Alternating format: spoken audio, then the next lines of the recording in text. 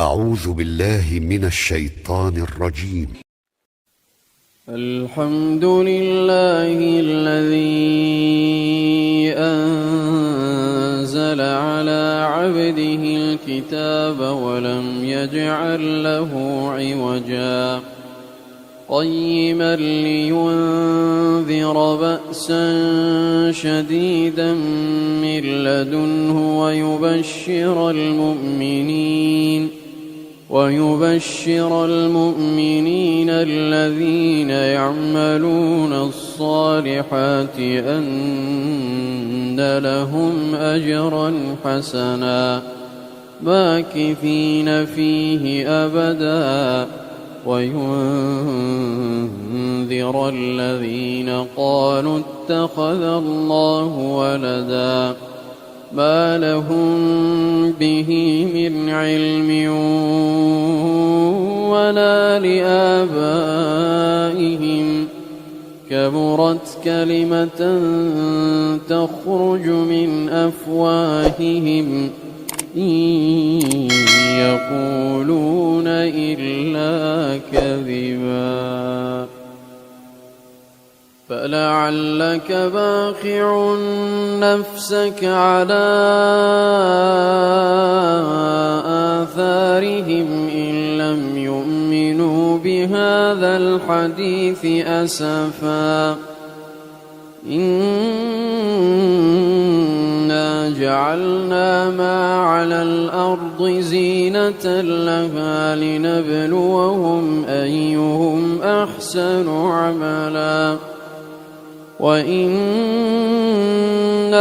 لجاعلون ما عليها صعيدا جرزا أم حسبت أن أصحاب الكهف والرقيم كانوا من آياتنا عجبا إذ أوى الفتية إلى الكهف فقالوا ربنا آتنا من لدنك رحمة وهيئ لنا من أمرنا رشدا فضربنا على آذانهم في الكهف سنين عددا ثم بعثناهم لنعلم أي الحزبين أحصى لما لبثوا أمدا نحن نقص عليك نبأهم بالحق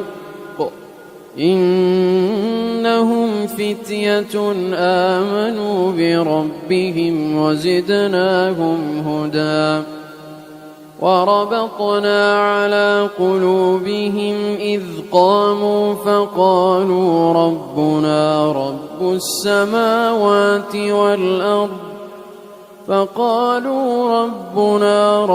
السماوات والأرض لن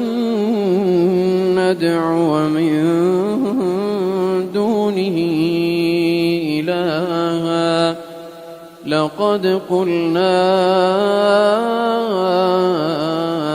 إذا شططا هؤلاء قومنا اتخذوا من دونه آلهة لولا يأتون عليهم بسلطان بين فمن أظلم ممن افترى على الله كذبا وإذ اعتزلتموهم وما يعبدون إلا الله فأووا إلى الكهف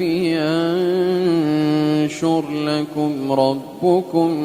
من رحمته ويهيئ لكم من أمركم مرفقا وترى الشمس إذا طلعت تزاور عن كهفهم ذات اليمين وإذا غربت تقرضهم ذات الشمال وهم في فجوة منه ذلك من آيات الله من يهد الله فهو المهتد ومن يضلل فلن تجد له وليا مرشدا وتحسبهم أيقاظا وهم رقود ونقلبهم ذات اليمين وذات الشمال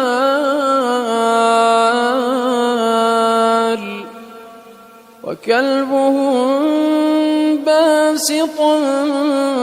ذراعيه بالوصيد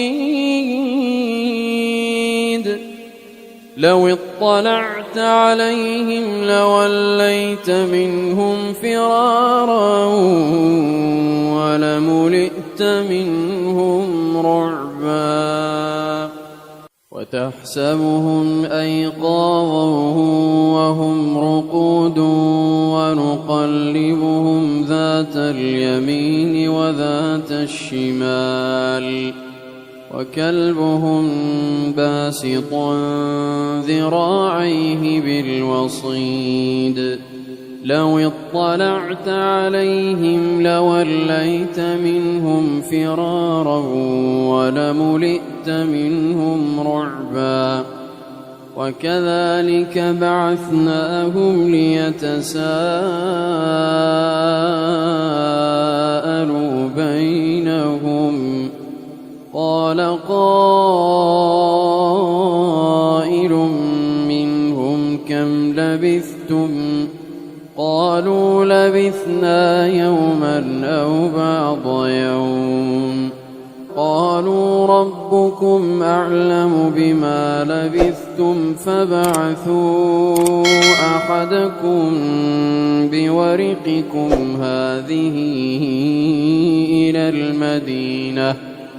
فبعثوا أحدكم بورقكم هذه إلى المدينة فلينظر أيها أزكى طعاما فليأتكم برزق منه وليتلطف ولا يشعرن بكم أحدا إنهم إن يظهروا عليكم يرجموكم أو يعيدوكم في ملتهم ولن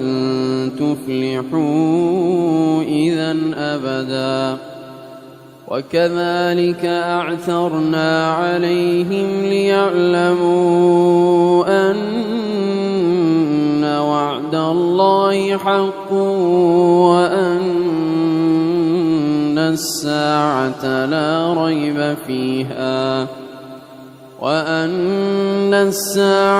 لا ريب فيها إذ يتنازعون بينهم أمرهم فقالوا ابنوا عليهم بنيانا ربهم أعلم بهم قال الذين غلبوا على أمرهم لنتخذن عليهم مسجدا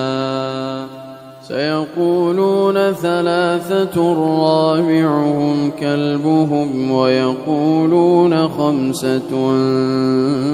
سادسهم كلبهم رجما بالغيب